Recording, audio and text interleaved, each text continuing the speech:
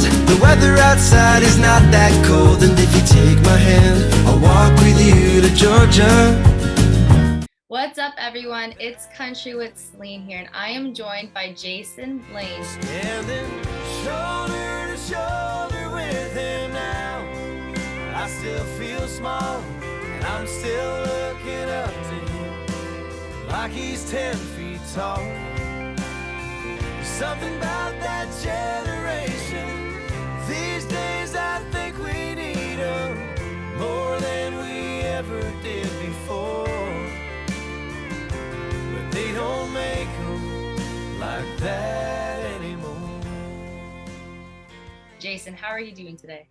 I'm doing great. It's good to see you again. Yes, it's so nice to see you. The last time I saw you was at Boots before you took the stage. So let's talk about that. How was your time at Boots and Hearts? Amazing. It was so worth the wait, even though it felt like forever, but man, oh man, what a great year for them. I heard it was a record year of attendance and stuff. Man, we had a great turnout for our set, and it was hot. It's so hot. I mean, I could have done without that heat. If there was a little bit more of a breeze, it would have been nice. Like, I feel bad for the artists, like you guys that were up on stage, because I'm sure it was 10 times hotter up there than it was down. Yes, there was a moment about the third song in, about halfway through the third song, I was kind of taking a stock of like, how much water did we drink? I was like, I could go down here. Pass out on the stage, heat stroke. There was a little moment. I was singing some long note, and I felt it sort of wobble a little bit. And I'm not somebody, I've never actually fainted or passed out in my life, but it was so hot. I was like, well, dang, this is okay. Okay, we're gonna pace this. We're gonna pace it. We need to have electrolytes on those hot days, so we need that extra water and everything to keep us hydrated. Did you end up seeing Shania? Were you there for the third day, or did you end up leaving prior to the third day? The Sunday. Yeah, we stayed. We stayed all weekend after the show, and after we did the meet and greet. Yeah. Visited with yourself and a few other folks in Media Row there. We just sort of my wife had never been able to make it up. She was always having babies in the years past. I had my first time at Boots was 2013. So 2013, 2016, 2018, and then we were scheduled for 2020, and then so this year. But we stayed. We actually stayed at Casino Rama. Oh, okay. Yeah. Cool. So we were really close, and so we just rode. We were back and forth between staying at Casino Rama and then coming back to catch acts and stuff that we wanted to see, and hanging out with friends, because I had so many artist friends and musician friends and people playing. So we tried to see as many as we could, and of course the festival folks like the Dunford family, Brooke, Eva, Stan, they're so wonderful to me, and they've been so wonderful to me over the years, and they just treat us so great. So we watched, Shania from this really cool, VIP section over there, which was really nice. It was a very, very posh way for my wife to experience Boots and Hearts. I told her, I'm like, not everybody gets to do this. We're pretty fortunate. Yeah, well, that must have been a lot nicer to watch Shania the way you guys did, rather than everybody else that was stuck on the grass, because it was muddy, because it was like that downpour of water. Like I was scared. Oh, yeah. I honestly thought there was going to be a tornado, and like you had everybody running for cover.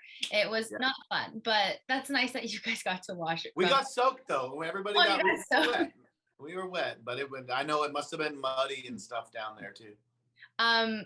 I probably shouldn't say this, but I'm sorry people are going to know, because whoever I talk to, I tell them I did not stay for Shania. I left. I was so upset because of the rain, and I got heat stroke that morning. So I was like, this is not a fun combination. I'm not having a good time. Shania is an all-time queen. I love her, but I can't do this. And I was just like, gotta go. Oh yeah, yeah. Well, that's really good. I wish, man, I wish I would have, now that you've got my number and everything, I wish, I would have known that.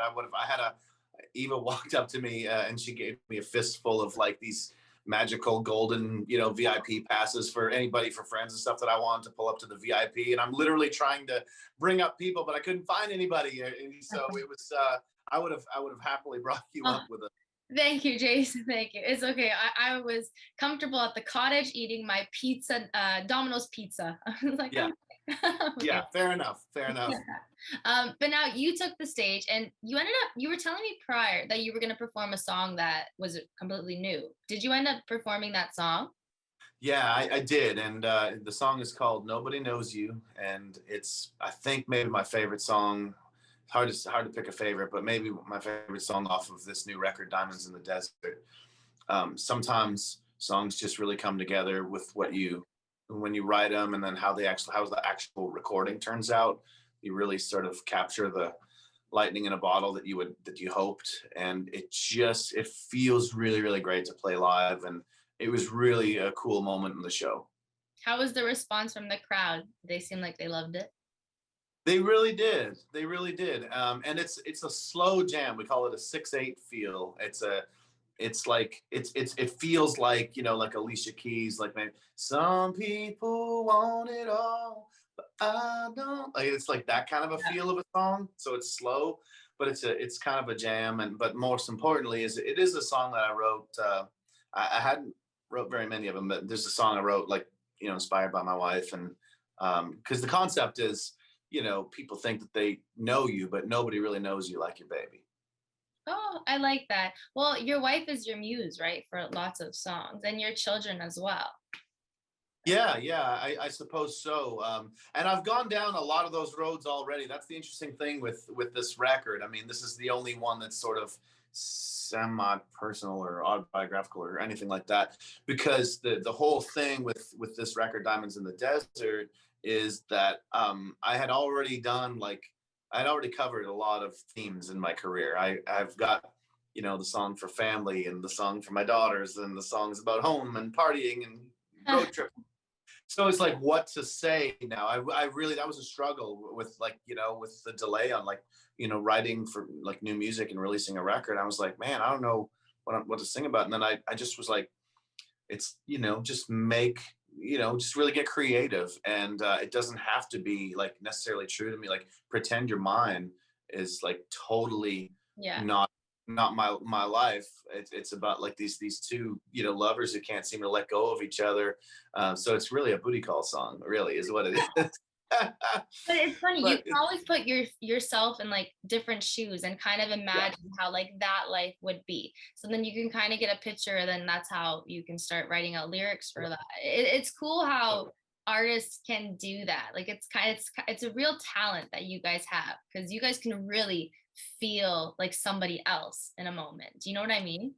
I do know what you mean, and it's sort of ironic, and I don't know why, but I've always been drawn to the melancholy, to the sad songs. Like, I love a good, like, heartbreak Everybody sad. loves heartbreak songs, okay? Yeah, Everybody, even if you're in a relationship, you still love those like sad, sappy heartbreak songs. right? Yeah, totally. So, I mean, who wants to hear about like all the shiny, lovey, fluffy rainbow like songs? Like, everything is wonderful all the time. I mean, that's not blues, right? No, no. There's lots of heartbreak, a lot of heartbreak that people go through. So I mean, you have to be real.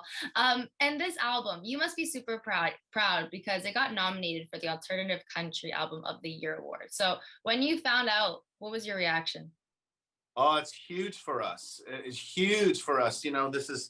This album has been in my heart for a long time. Folks that are close to me know this. That, I would. It's the stuff that I might pull out at sound checks and jam with my band. It's like, some stuff is like blues based, and has these John Mayer-ish guitar like undertones to it and stuff like that, which I love. But really, that's also because I'm a lifelong Vince Gill fan, and not everybody knows Vince, but both of those guys are from the school of Eric Clapton. That's why they play the way they play. I mean, it's like, and then before that, BB King. So there's a lineage of guitar style that you can trace back, and hopefully folks might hear. I'm not, I don't put myself in their league, but they might hear, inklings of those and echoes of those things, because I also grew up on that stuff. So, and then there's like tones of the Eagles and stuff like that too. I mean, I'll never measure up to an Eagles recording, but I wanted folks to hear all of those influences on this record, and to be acknowledged by my peers from the CCMA was just really huge for us. Yeah, especially to put an album that you really truly care about and to get such an amazing response. It's such a gratifying feeling. But Yeah. I kind of want to step a little forward now, because since everybody's been loving this album, you're an artist, and I feel like you guys are always cooking up something in the kitchen. So are you working on new songs for maybe not necessarily an upcoming album, but maybe another single in the late future, or what's going on in that department? Yes, I am, and I've been piecing some songs together, in my mind that nobody knows but me. On my travels on the road and on air, on airplanes and stuff. I'm like, I've got this one song I'm excited about, and I'm working on it. I've got like the chorus written, and I'm looking for just the right line in the middle of the chorus, and eventually I'll sit down and bang out some verses. I'm also going back and I'm listening. I've got this whole catalog of songs that haven't been released, and I'm looking. I'm kind of doing two things at once, Celine. I really want to keep this going with this alternative country new chapter of my career that sounds like this. So I think I'm going to continue this, and I'm going to maybe even finish this album out and release I'd love to press a vinyl, add some more songs to it, and press a vinyl. That's Um, yeah, right. Especially with how cool the cover looks. Roberta Landreth is just an amazing artist, graphic design artist. She does all the Brothers Landreth stuff and many other projects. She's brilliant, and I just always see this cover as a vinyl cover. So I'd love to add more songs to that. And then I've also, I'm not like, I'm not giving up on this mainstream career either. So I don't want anybody to have any misconceptions that just because I did this doesn't mean that I don't want to be on mainstream radio or on mainstream playlists or beside. That's not the case at all. It's just like when I decide that when we feel like we've got the right collection of those songs, then we're going to do that too. You can always step outside the box. I mean, we've seen it from so many different artists. And now with country music, it's really transforming into so many different, like country pop. You have country rock, like Hardy. You have country, even rap sometimes. Like you can really take country and kind of just go whichever way you want to go with it now. And I think that's like the beauty of how everything is just kind of changing. Because Yeah. I mean, 2022, people love old school country, don't get me wrong, everybody will have a heart for that, but it's nice and refreshing to hear something different than always that old school country. So I mean, you can totally change whatever. I'm expecting like a rock album coming from you soon. I feel like you could totally pull that off. You never know. I mean, I grew up on a lot of classic, for me, it would be like 70s rock, probably, like John. Well, I mean, if people consider that rock, like, I mean, of course, I'm a big Aerosmith fan, and John Mellencamp, and we've covered a lot of those songs over the years. And you know what? In a way, they've shown up in songs that are like more like the rocking versions of country. For me, like a lot of my songs that were hits, like Rocket Country Girl or Flirting with Me. A lot of them had a really solid electric guitar riff, because all of great rock songs have a Of course. main guitar hook. So, but yeah, man, who knows? I'm just sort of putting one foot in front of the other with this new creative space, and it's really, really cool with these outlets, right? All of the streaming DSPs that you got to take advantage of the opportunities that are out there to put this music out. Oh yeah, you totally have to take advantage of that. And now when you're in the process of writing a song, or you have a thought in your head, what do you do with it? Do you write it down in a journal, in like a diary, on your phone, voice notes? Like how do you keep track of all these songs? I'm curious. Usually it's voice memos on the iPhone. I would love to get better at like having a really cool leather bound, song journal. I have one. Yeah. My kids got me one for Christmas, and I haven't put one thing into it yet. I never have it up. I know, it's terrible, right? I haven't. It's like, it's so special. I don't want to just like have like random things in it, but I never have it on me when I need it. Usually I'm like literally running to a flight or something, and I'll get this idea and I'll just sing it. Find a little corner of the airport and sing it into the voice memo. Yeah, well, I mean, if you sing it that close to your phone, like you can whisper it and it will still sound good because you're so close to it. Yeah, totally. That's funny. Yeah, lots of people use voice memos. I mean, it's so convenient. It really is convenient. And now, Jason, let's kind of take a step back a bit. We couldn't really chat about this at Boots because we would have chatted for way too long, and you need to take the stage. But I want to know more about you exactly. So how did country music become like prominent in your life? Was it something that you grew up on, and then you decided to take this route and go down this career? Or was it something you kind of realized you wanted to do later in life? How did this all come about to you? Sure. Well, thank you. That's a really good question. For me, it could not have been more natural and authentic and organic. I mean, it was always in my house. My mother is to this day, she's the biggest country music fan you've ever met in your life. Like, I mean, she watches all the award shows. She wants to. She'll ask, and since she's met a lot of people, and they're, some of them are friends of mine, she'll be like, oh, have you heard, honey? Have you heard Tim Hicks's new song? Oh, it's doing this and doing that. So great. And she, she's always, she put on country radio in the morning, and it was actually the station out of Ottawa. It was called CKBY, Mark Papasak in the morning. And I still remember. And for me, I was a kid. I'm a little older than you. So it was like, it was mid-80s, right? It was like, for me, it was Randy Travis, and it was Alabama. And then into the 90s, it was like an explosion. It was like the beginning of the big era of country. So we're talking Garth Brooks and Alan Jackson and Travis Tritt, and Vince Gill, and then all the ladies from Shania to Trisha to Michelle Wright and Patricia Conroy and all the great Canadian ladies.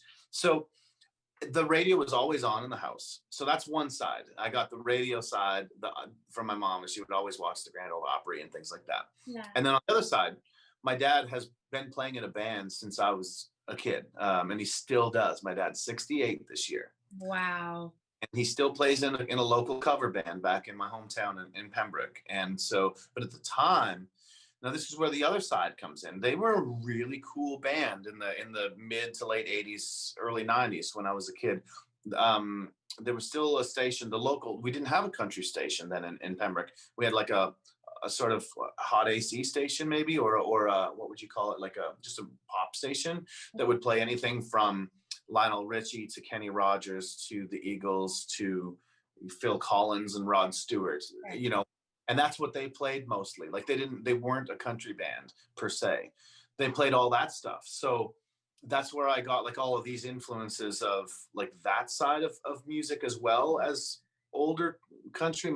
Later, as a teenager, I'd play with my dad and some people who were older than my dad. So my first gigs were like, people playing with older people, and we played like, Ray Price and, like a lot of shuffles. And Ray Price, like the country king of shuffles, songs like Crazy Arms and all this stuff. So I grew up playing that classic country all through my teenage years.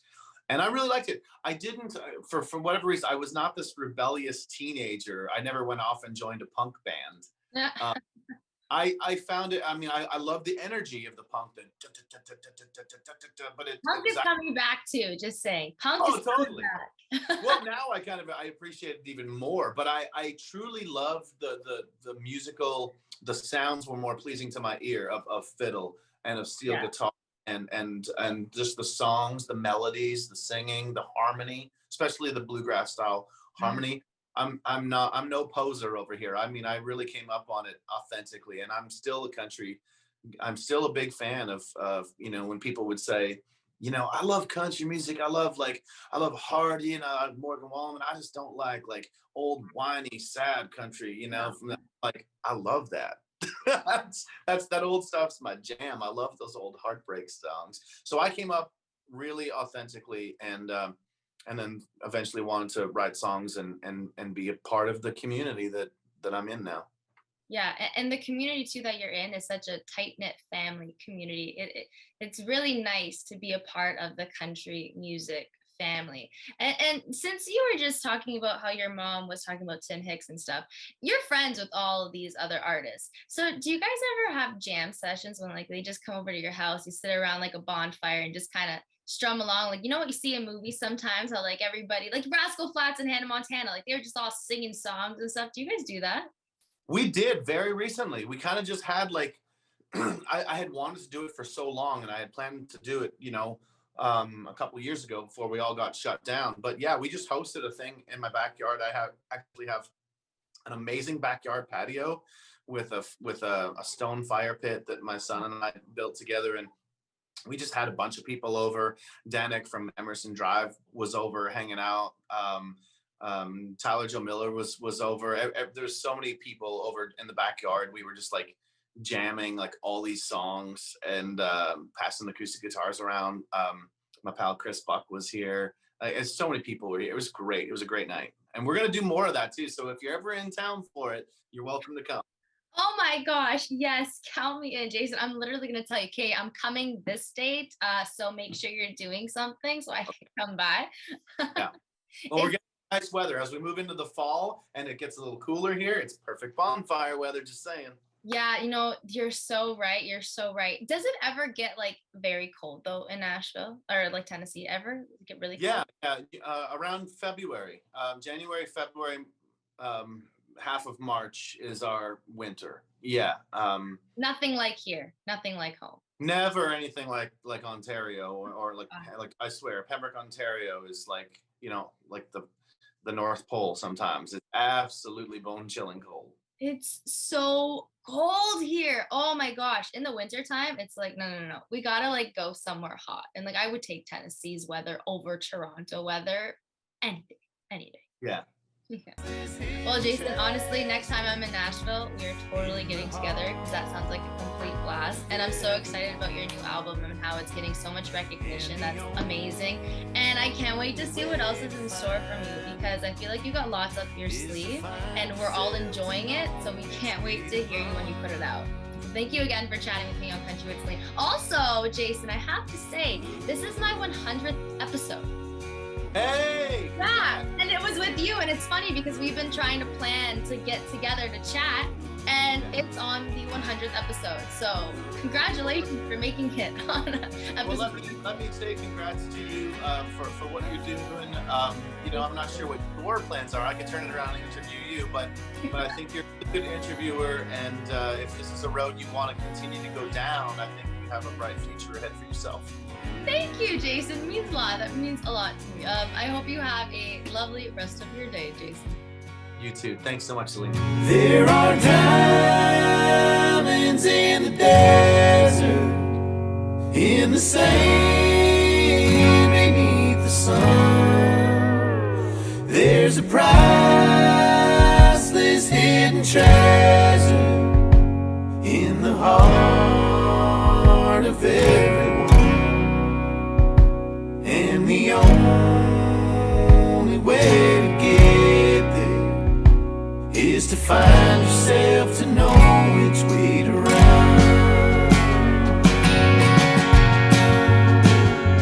There are